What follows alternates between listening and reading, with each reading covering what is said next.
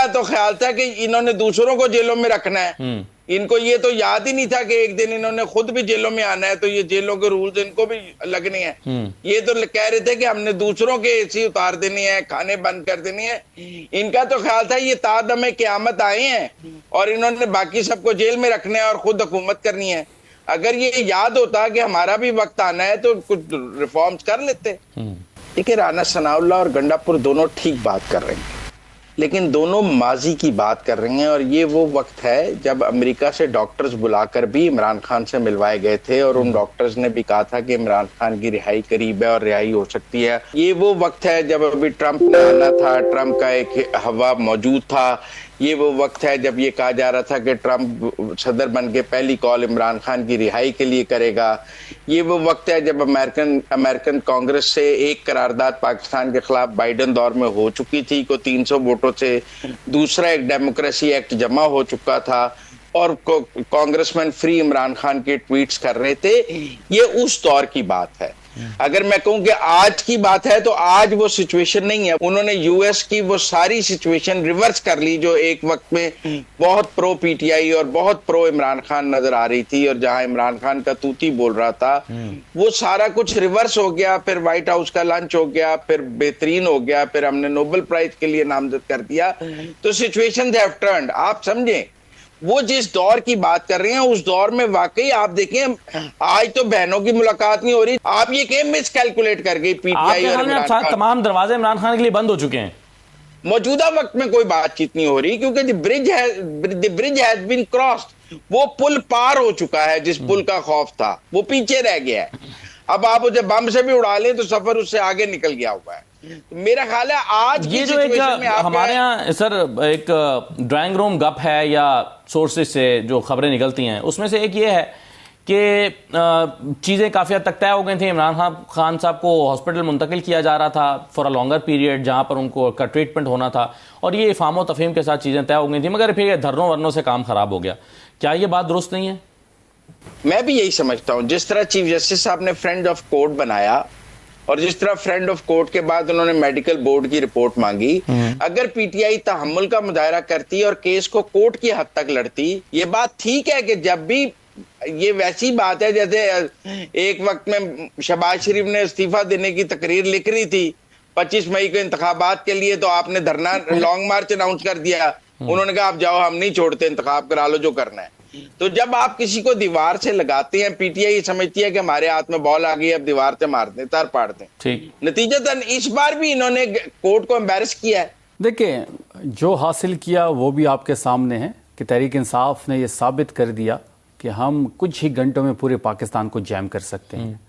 اور آپ نے یہ بھی دیکھا کہ جس طریقے سے ریڈ زون کو، جو کہ اسلام آباد میں واقع ہے، اس کو سیل کیا گیا، تو یہ بھی تحریک انصاف کی بہت بڑی کامیابی ہے کہ جس طریقے سے اس حکومت نے، جو امریت میں بھی ایسا نہیں ہوتا، بدترین امریت میں ایسے نہیں ہوتا کہ آپ ایم این ایس کو ان کے ہاؤس میں آپ ان کو محصور کر دیں اور گیٹس لاکس کر دیں، پارلیمنٹ لاجز کے گیٹ ان کو بند کرنے پڑے۔ تو اتنا مجبور جب آپ نے کر دیا تو پھر آج خیبر پختونخوا ہاؤس کے سامنے ان کو ایم پی ایس کو محصور کرنا پڑا۔ سی ایم سہیل آفریدی صاحب کا اتنا خوف تھا کہ ان کو اس بیریئر سے آگے جانے نہیں دیا گیا، وہاں پہ پریزنس وین لانی پڑی، فورسز لانی پڑی۔ تو یہ ساری تحریک انصاف کی کامیابی ہے۔ لیکن آپ اتنی کامیاب ہیں سر، تو دیکھیں نا پشاور ہائی کورٹ نے تو پشاور کے دھرنے ختم کرنے کا حکم دیا تھا نا۔ نورین صاحبہ نے کل کہا کہ جام کر دیں، باہر نکلیں اور سب کو سارا کچھ بند کر دیں۔ لاہور میں اکا دکا لوگ نکلے، وہاں بھی فلیش پروٹیسٹ ہوئے، لیکن یہ بات ثابت کر دی ہے تحریک انصاف نے کہ وہ ایک ہی نیشنل پارٹی ہے پورے پاکستان کی۔ ہر قصبے میں، ہر شہر میں تحریک انصاف کا وجود ہے، وہ جب چاہے کوئی بھی شہر بند کر سکتے ہیں۔ پارلیمنٹ کا دھرنا ختم کیوں کیا نتائج حاصل کیے بغیر؟ دیکھیں وہ تو آج علامہ ناصر صاحب نے اس کی اناؤنس کر دیا ہے۔ دیکھیں اس کی جو ہم نے حاصل کرنا تھا وہ حاصل ہو گیا ہے۔ پہلی بات ڈاکٹر تک رسائی مل گئی، عمران خان ہاسپٹل شفٹ ہو گئے، سسٹم ایکسپوز تو ہو گیا نا۔